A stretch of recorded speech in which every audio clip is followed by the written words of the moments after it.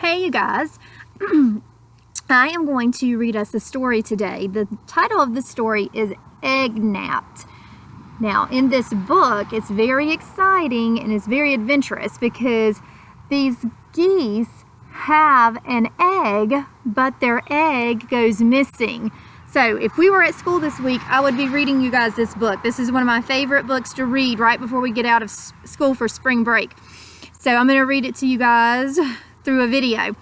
And while I'm reading it, I want you to listen and see if you can figure out and hear what the problem is in the story and how the problem is solved. So a problem and a solution in this story, Egg Napped.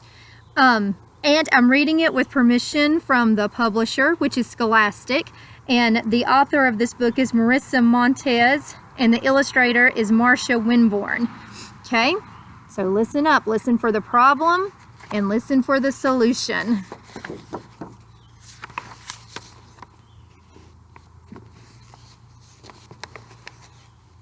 Trying to get it so you guys can see everything. At the edge of the forest, beside the goose pond, all the animals gathered from far and beyond to see the arrival of Gabbler's first egg. "Quick, quick," Gabbler called. "Hurry up, shake a leg."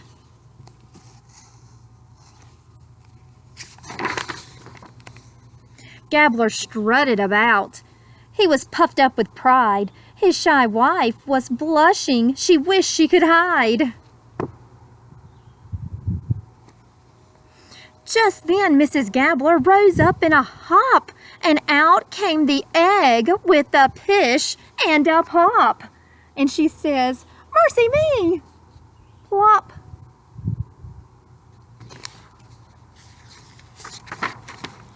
The animals cheered. Gabbler honked with great zest.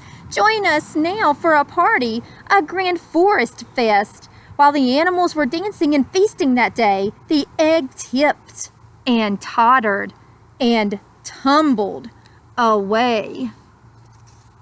It rolled past the pond and it rolled on down the hill, and nobody noticed. No one until... ...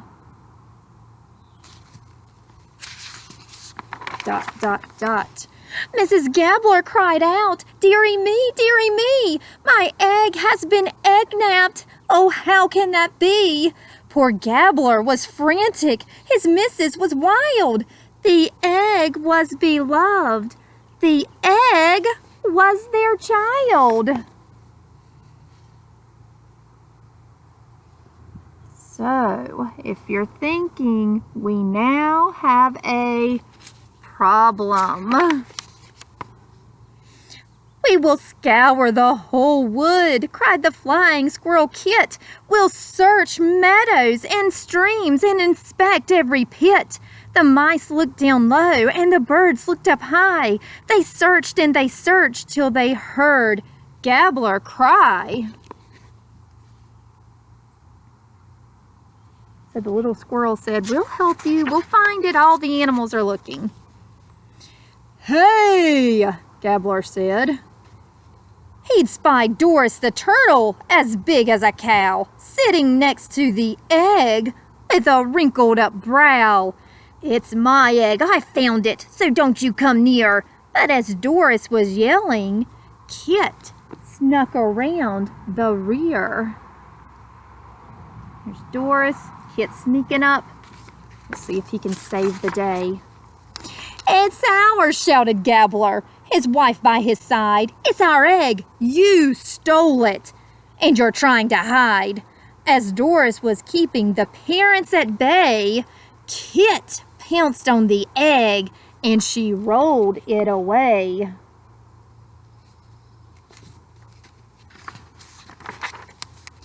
But Kit tripped, and she slipped. Then she fell to the ground, and the egg rolled away without making a sound.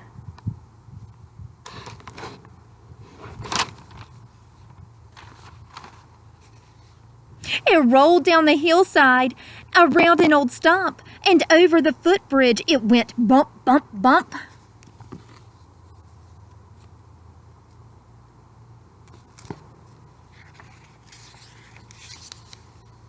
The egg kept on rolling and reached a high ledge where it teetered and tottered right there on the edge. "Oh no," cried Gabbler. Mrs. G closed one eye. Then suddenly, something swooped down from the sky.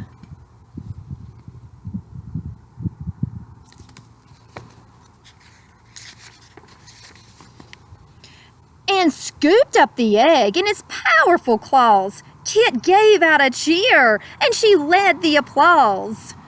But too soon, for the hero was Hector the Hawk, who laughed, jeered, and sneered, and then gave them a shock. "You don't honestly think that I saved it for you? No. This egg, is it goose? Well, it'll taste great in a stew." Uh-oh. Hector wasn't trying to save it. Hector wants to eat it. At that, Mrs. Gabbler flew up in a snit. Give back my sweet egg. Give it back, you big twit." She flapped her wide wings and delivered a swat, then gave that bad hawk a good taste of what's what.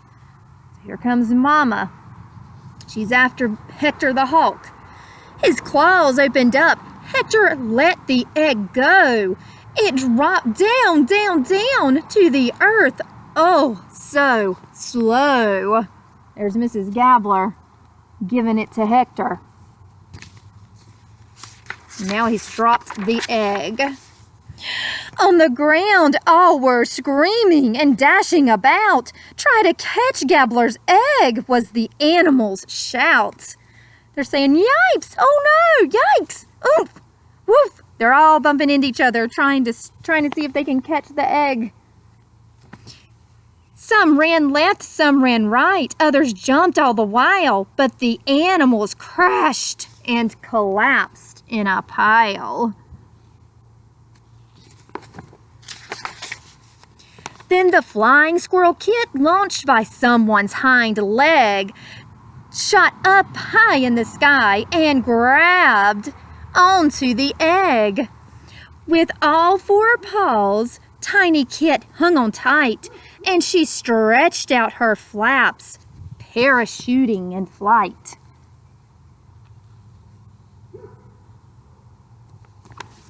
Kit might save the day yet. As Kit floated to earth, Gabbler's wings opened wide, and he scooped up the egg. "Our egg's safe," his wife cried. "We saved Gabbler's egg." Feisty Kit led the cheer. "We worked as a team, and we saved someone dear."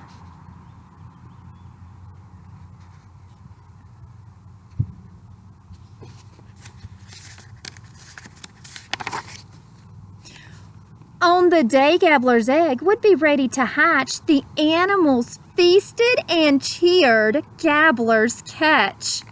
Soon, crunch, crack from the egg, popped 2 legs and a rear. "Count our blessings," cried Gabbler.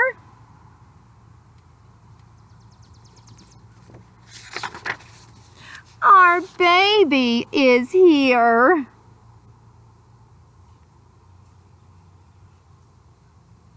So, we heard the problem.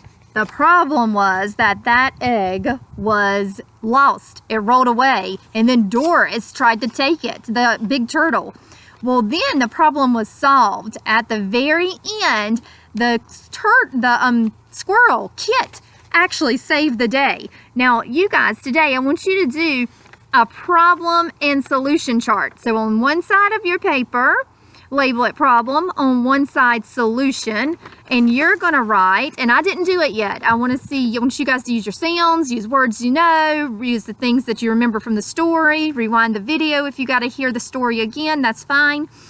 And I want you to write the problem, the poor egg was lost, and the solution.